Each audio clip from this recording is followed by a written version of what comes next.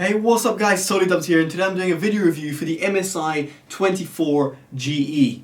So, first of all, I'd like to thank MSI for actually sending this out for a trial review. I did quite a few benchmarks on it, and I'm going to share this with you as well. First of all, I'm going to talk about its build quality and its features, and then move into the benches and then my overall thoughts and opinions. And I'm going to compare it to my actual personal rig, which actually runs a GTX960. Inside here there's a GTX960M. I'll go through all those full specifications quite soon. In terms of where to buy and the price that I'll be reviewing at, I'll be reviewing at the £1,300 price tag. It's very new, so it's quite hard to find. I found it on Amazon USA for $1,300, $1,400. Links will be in the description below of any that I find. And on top of that, make sure you check out my full written review.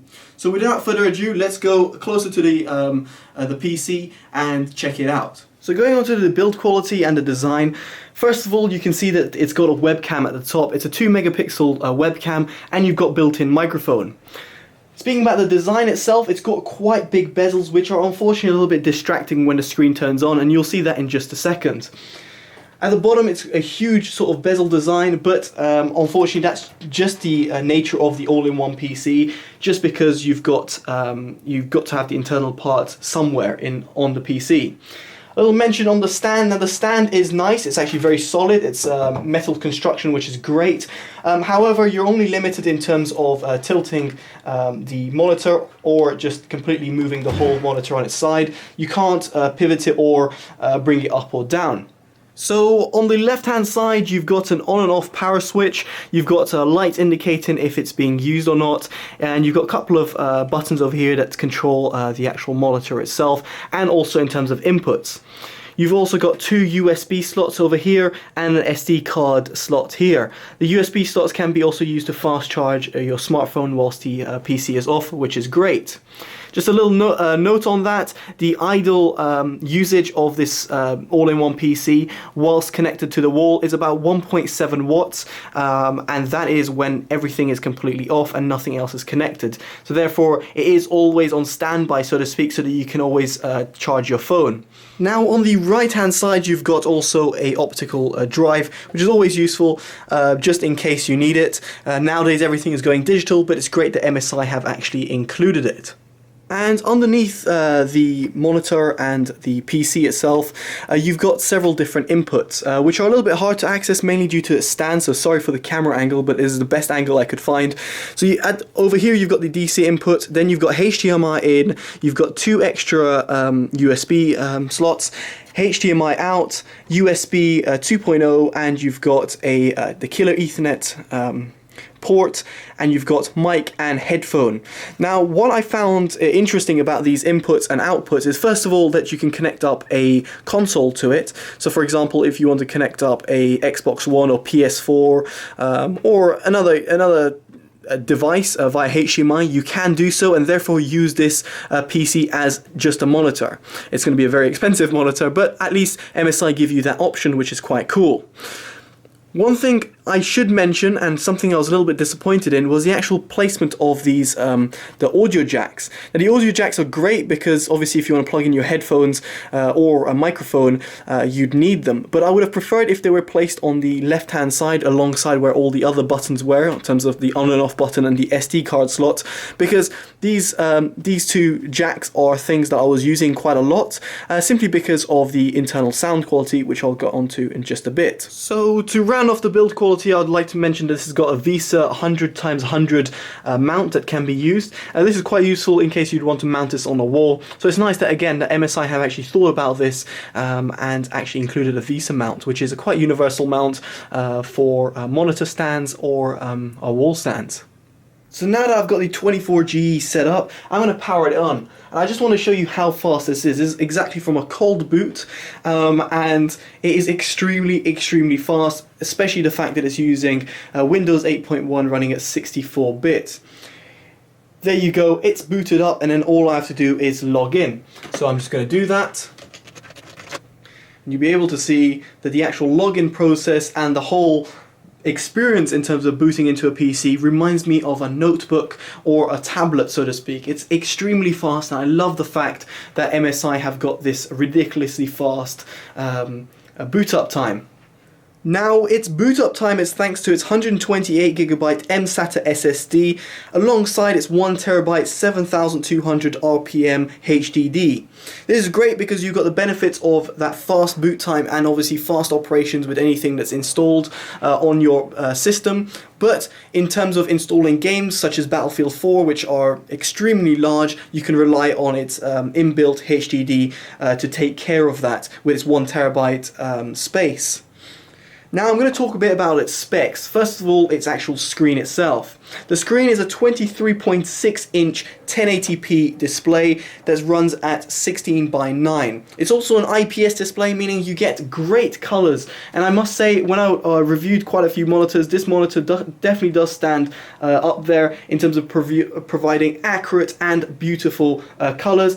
And on top of that, a nice display from any sort of angle, up, down, left and right. It's got a non-glossy display, which is brilliant in terms of sunlight, so when sunlight hits it, you're not going to be worrying about a lot of glare. Of course, it's going to be there if you've got loads of sunlight and you live in somewhere like California, but in this respect, it's not too obvious. Now, continuing with its specs, I'd also like to mention its actual processor and its GPU, which are two of the biggest things. Now, its processor is running on an Intel HM87 chipset. It's an i7-4720HQ. That's a big word to say. It runs on a 2.6 clock, and that is obviously boosted when it comes to using it with gaming, and it boosts up to 3.6 GHz. Now, its GPU itself is a NVIDIA GTX960M, which is brilliant, and it comes clocked at 1097 MHz with a memory of 1253 MHz and a boost clock of 1176 MHz. Full links in the description will be below, and obviously check out my website, as I said, for screenshots of what you can see there, CPU-Z and GPU-Z in front of you. Now, the other little things that I would like to mention is that this can come with an optional 3K or 4K screen. In this instance, as I said, it's a 1080p model, and it can come with different GPUs inside, and this is the GTX960M model. And on top of that, it can come with a 10-point touch, so therefore you can have a touchscreen display. But again, this model is not a touchscreen enabled monitor, and I checked on Windows just to make sure, and I confirmed with MSI. However, one thing that is included on all models is its Bluetooth capability, which is Bluetooth 4.0. You've got also killer E2200 game network, which is essentially Ethernet LAN cable that you can plug in, as you saw previously. And you've got the capabilities of using its inbuilt 802.11 AC wireless adapter. Right now, I haven't been able to test it on AC simply because I don't have an AC router, but I have got a 5 GHz router and 2.4 GHz dual band router, which I've been using, and it gives brilliant speeds. Again, check the links in the description below for a full analysis of that. So that is really the specs in a nutshell. I should also mention that it's got two 5-watt speakers with Nahimic audio engine. Now, this is something I really want to point out, the Nahimic audio engine. Now, I wasn't too surprised to see a little bit of marketing that went around this, obviously boosting your audio quality, submerging you into your game and all of that. To me, it's all a bit too marketing-esque. However, when I actually tried it, I was absolutely surprised of how well it actually did. And in order to demonstrate this, I'm going to try and play some music, which it might be a little bit hard, but I'm just going to try and demonstrate it via my my own camera speakers and try and see if I'm going to be able to reproduce this for you. All I can say in terms of just giving you a heads up is that the actual sound is greatly improved, and it's amazing of what this technology actually does. It kind of reminds me of certain amps such as the Digizoid amp, which actually increases the frequency range and almost sounds like an EQ but actually gives you more immersion. What was quite interesting is that I actually noticed this both in the inbuilt speakers and the actual onboard audio. So whenever I plugged it in with my headphones, and I used the Denon D2000s, which were heavily modded, in order to test this, and it was brilliant. So I'm just going to put on Cantina Band, which I absolutely love, and I'm going to play this. So first of all, I'm going to turn it off, put it up to HD of course. So you're going to be able to hear it right there. It sounds quite claustrophobic, and on top of that, it's not really that loud. So I'm just going to go quiet for a little while.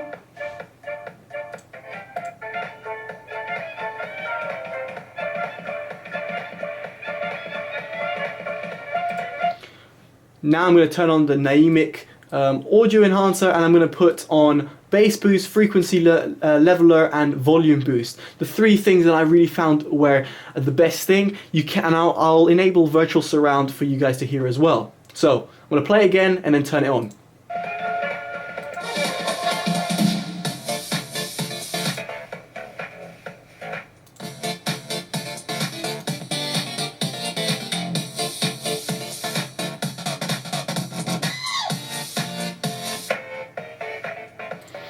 So hopefully you were able to hear there a massive difference, and I just tried to look just in case this little Nahimic function changed any other settings in the audio recording or the audio sound within Windows, but it didn't. It wasn't like a Beats by Dre type equalizer which gave you a false sense of security. It really does a great job. On top of that, it also did a brilliant job when, as I said, via my headphones, which gave us so much better of a sound response that it's incredible. So big props to Nahimic for actually having this in, and I love the fact that MSI have actually thought about sound. However, one thing that I mentioned about the problem that I found about sound is that it wasn't loud enough. No matter how loud I put this thing, and this is on max volume with Wave on max and YouTube on max, or any sort of songs that I put on max, it just simply wasn't loud enough. I wanted more. It felt like I was on 40% volume on my speaker system rather than 100%, which would absolutely tear down the house. So it's just a shame because these speakers have potential. With this Nahimic audio enhancer, it also gives that extra oomph and the extra sound quality that you'd want. But unfortunately, it's just not loud enough, even with the volume boost at 100%, which is 6 dB boost. So I would have liked a bigger sound and a more powerful sound. It could be the fact that it's limited just because of the audio drivers and you don't want it to distort, but either way, I just think it could have gone much louder. So this is one of the negative things about this PC. Now, I mentioned its specs, but what are specs without actual benchmarks? So what I did is several different benchmarks, just like I did with previous GPU cards I'd benchmarked. I did Battlefield 4 with my regular benchmark test, which again, I highly suggest checking on my website for the full description on that. And I also did Heaven 4.0 and Valley 1.0, which are both synthetic benchmarks. So you'll be able to see over here several different benchmarks looping, and you might be wondering how on earth is a 960M performing so well? Well, there's quite an easy explanation for that. First of all these benchmarks you can see, without the exception of the 960 and the 960M at 1080p, were done on 1440p, which is 2K resolution, which is double 1080p. However, to make it a fair test and to give you guys a good idea how a full-blown GPU like the MSI GTX960, which is in my system, performs against a should I say, notebook GTX960M, I did the same tests on both machines. So what I did, I cranked down my resolution down to 1080p, which absolutely hurt my eyes, but anyway, I did that to 1080p with the same settings on both Heaven, Valley, and Battlefield 4. What you'll notice is that the GTX 960 at 1080p absolutely obliterates the 960M. So if I just continue with these benchmarks, you'll be able to see various benchmarks, and every single benchmark that comes is a 960M going at the bottom. So unfortunately, the 960M really didn't perform that well, and it was quite surprising in some respect how poorly it did. Now bear in mind these benchmarks were done at 1080p, and sure, I did stress it out quite a lot. Say for example on Battlefield 4 I had it on Ultra, but the fact remains is that I was using this PC as a 1080p monitor and therefore as a 1080p gaming rig. At 1080p, I didn't really feel too comfortable to game at 60 frames per second, which for me, as a gaming enthusiast on a PC, I would say is the absolute benchmark that you have to hit. 45 or 40 FPS for me is just not enough, and those min, max, and average benchmarks you saw, you can see the 960M really was below all of them.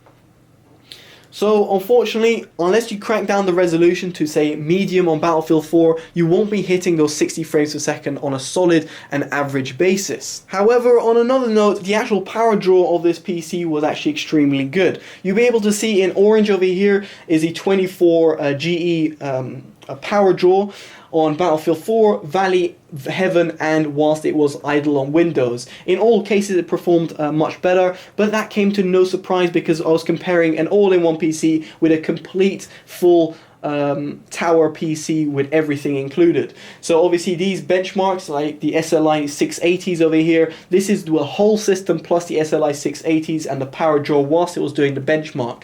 In this respect, this was the all-in-one PC whilst doing its benchmark with its inbuilt GTX960M running the benchmark. So now, just going to go on to the following slide is the temps. Now the temps were actually extremely disappointing. It got really, really hot, and even with the fans cranked up. You'll be able to see over here the maximum temperature of the GPU. This was courtesy of GPU Z. You'll be able to see at the bottom over here, you've got the 960M running at 88 centigrade, and that is extremely, extremely hot. In comparison, my MSI GTX 960 ran only at 63 centigrade in the same room at the same ambient temperature. So it was extremely different, very, very different cooling. Of course, one is a mobile GPU and the other one's a full-blown GPU with the twin Forza 5 design, but still, I should mention this just in case you're wondering. On top of that, it didn't get any better when it came to the CPU temps. Just to give you an idea, I'm just going to open up the CPU temps I had over here, and you'll be able to see that I had 94 centigrade for my CPU temps, and that is borderline too hot, reaching its threshold. About 105 is my guess of its threshold. Normally it is with the Intel chipsets, but 105 is really its thermal limit, and you can see over here 94 centigrade it was getting there. In fact, there you can see 100 centigrade, sorry, for the TJ Max, which is its wall. So in 6 centigrade time, which wouldn't be long, and that was only with a half an hour amount of benching. Forget about 2 hours of gaming session. That would probably hit TJ Max, and once that hits TJ Max, your PC would probably go into a blue screen or even shut down certain cores or even graphical processing units in order to bring down that temperature. Now bear in mind, this is the CPU temp I'm talking about, not the GPU temp, but obviously as this is an all-in-one PC, everything is very close together. It's not like an actual full-blown PC where you've got CPU and GPU separate to each other, therefore these two can be very much interlinked. To show you the noise this outputted whilst it was hitting those temps, I'm going to edit in a video right now and you'll be able to see it. Here is a noise sample, so here we go, I'm going to go quiet.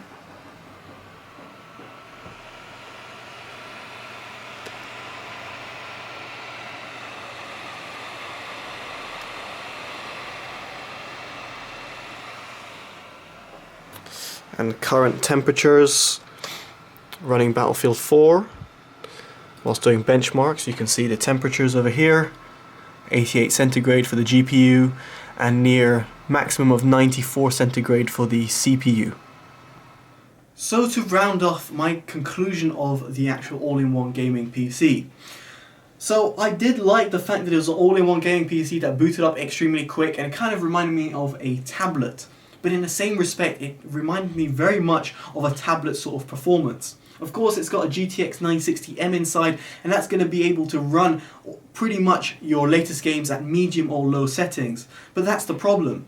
At £1,300, I don't want to be running a game at medium or low settings in this day and age. I want to be running them at ultra or as high as I can push it.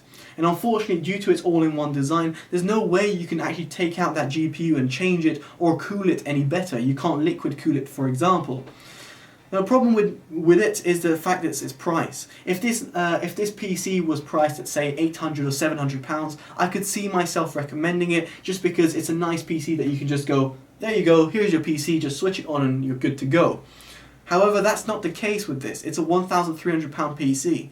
When I compare it to my full-blown desktop, which is behind over here, it is pretty much the same sort of price tag, and it even has an MSI GTX960 inside.